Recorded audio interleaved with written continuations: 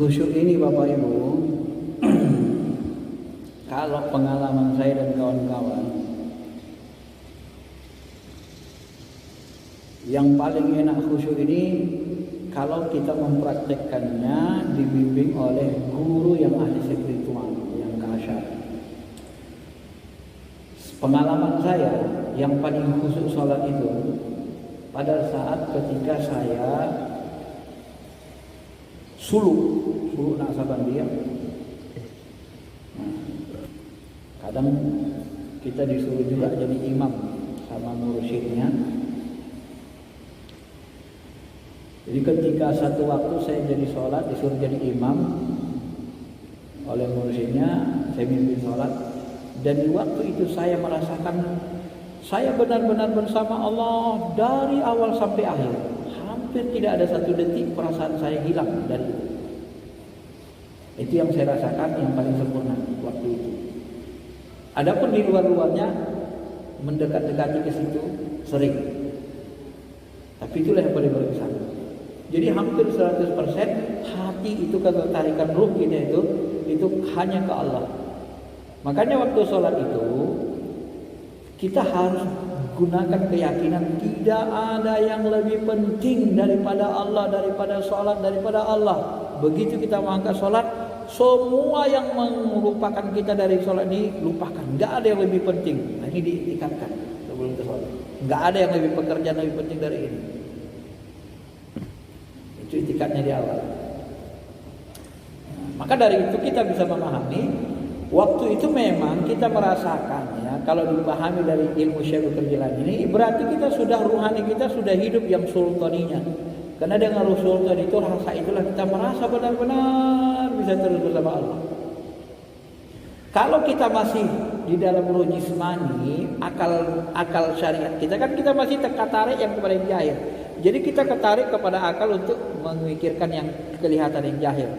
Oh, rumahku lagi, oh anakku lagi mau kuliah, oh istriku lagi, oh hari ini istriku di rumah sakit, oh ini akal maasi. Kenapa? Karena dia membutuhkan kehidupan jasmani untuk memenuhi jasmani. Dia tarikannya kuat. Tapi kalau urus sultani tarikannya ke Allah, ke alam Jabarut namanya. Alam Jabarut itu dua masuk alam Arash. Gitu ya. Tapi kalau sudah ke ruh Rabbani akal kulli, oh udah itu bersama Allah aja. Itu sudah lebur. Itu lebih tinggi lagi. Makanya ilmu khusyuk itu kalau kita sama guru-guru kita, memang tidak semua mursyid mengajarkan seperti itu. Beberapa mursyid kita, ya, coba Bapak ingat Allah, langsung aja praktek kayak gitu. Coba Bapak ingat Allah sekarang, tundukkan kepala sedikit, gitu aja kah Bapak? Udah, coba ingat Allah. Coba hadir hati, kemana Bapak mengingat Allah? Cara hati Bapak ingat Allah. Nah, coba terus, biar Bapak merasakan. Coba dicoba ingat Allah.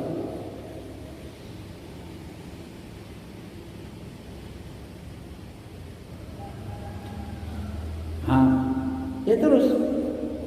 Walaupun dengar saya hati ke Allah, jangan dengar saya langsung lupa sama Allah. Terus saja.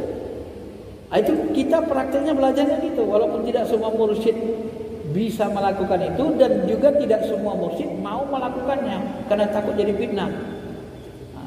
Kalau bahasa saya ilmu khusyuk itu Pak dipraktekkan.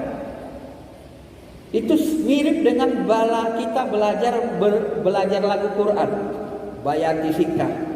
Kalau gurunya menjelaskan Bayati itu begini, bisa nggak Bapak tiru? Sampai 100 tahun Bapak belajar Bayati nggak akan bisa buat Bayati, benar? Tapi begitu dipraktekannya nih, lenggok Bayatinya Bapak ikuti, bisa nggak dapat?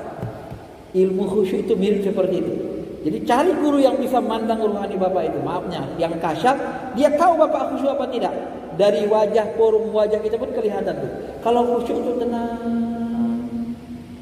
gerakannya halus. Nah, sederhananya gini, coba Bapak bedakan gerakan saya ini ya. Coba Bapak lihat tangan saya. Ini gerakan saya lihat. Ini gerakan apa ini? Inilah namanya ruh jismani. Kasar dia, masih di atas. Bisa dilakukan. Ini gerakan ruh yang lebih halus.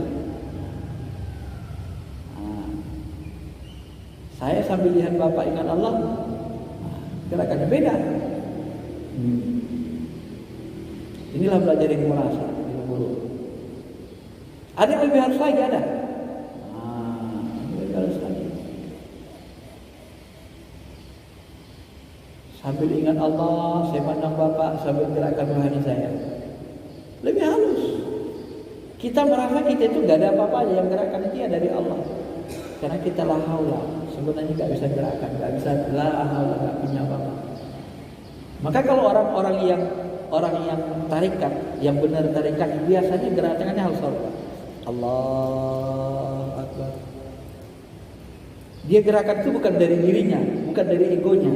Tapi orang syariat, Allahu Akbar, dia ngerasa itu bahwa dia gerakin, dia sadar bahwa dia gerakin.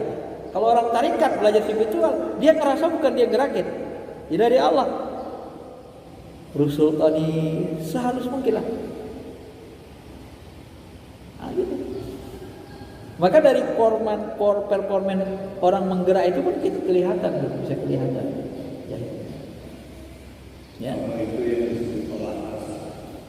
Ya, mirip olah rasa. Karena olah rasa yang diolah rasa bertuhan, gitu ya. Kalau olahraga kan jasmani, maka fisik yang ditampilkan. Kalau olah rasa, ya namanya rasa. Semakin halus, semakin dalam, tapi rasa bertuhan, Pak ya. Yang penting Bapak jangan rasanya aku pingin lihat jin, aku pingin lihat malaikat, jangan begitu. Rasa bertuhan itu yang dikuatkan. La ilaha illallah, la ilaha illallah, la ilaha illallah, la ilaha illallah. Kan beda dari dalamnya. Beda sama ini. La ilaha illallah, ruhnya beda. La ilaha illallah, itu paling luar. La ilaha illallah, lebih kasar dia, lebih dalam. La ilaha illallah, la ilaha illallah, la ilaha illallah, la ilaha illallah. Bentuk suaranya pun beda. Semakin halus semakin bagus. Karena dia masuk ke dimensi alam itu. Kehalusan itu. Semakin halus, kasar alam mulki, lebih halus alam malakut, lebih halus alam jabarut, lebih halus lagi wilayah ketuhanan. Itulah cahaya durjat. Nah, itulah diolah terus. Jadi kita tinggal menembus alam ini aja. Makanya gak perlu lihat-lihat langit Pak kita. Nyembah Allah tuh gak lihat langit. Itu apa lihat langit? Sampai mati Bapak gak akan ketemu. Kalau mata hati buta, mau ke langit ujung sana gak ketemu Allah Ta'ala. Demi Allah. Karena dia bukan di alam nyata. Nah, saya sampai begitu Pak, meyakinkan Bapak bahwa Allah itu zatnya bukan di langit. Sampai mati, kalau mata hati buta tidak akan ketemu Allah. Mau setinggi langit manapun ke sana. Karena dia bukan di alam nyata. Alam itu bukan atas bawah, tapi dimensi. Pahami baik-baik Pak. Itu cara bertuhan. Itu yang paling benar, mendekati yang lain.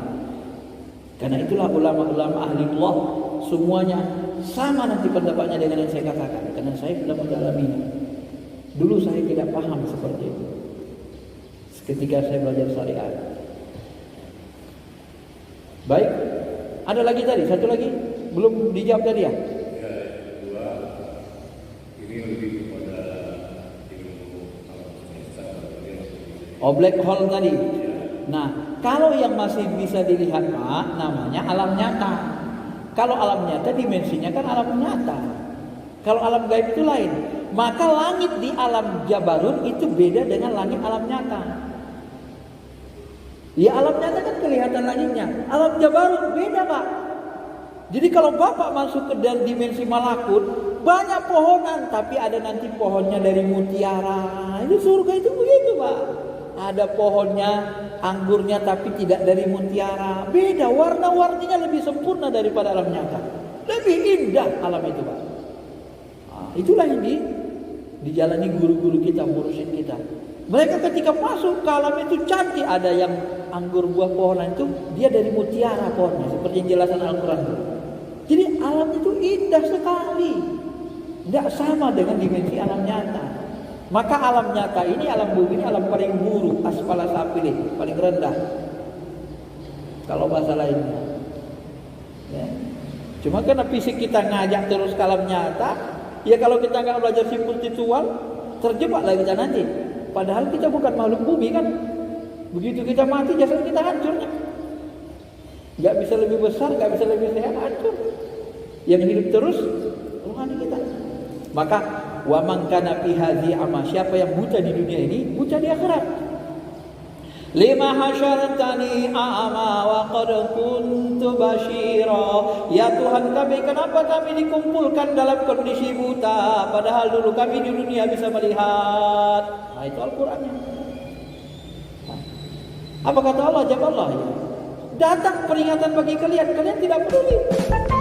Karena nanti yang menjadi mata kita di alam kubur, alam akhirat itu adalah ruh kita, qalbu kita. Apakah qalbu kita mampu melihat mana alam Allah, merasa dekat dengan Allah, maka yang salah kita melihat. Tapi kalau kita tidak mampu, tidak punya rasa dekat, kalau kita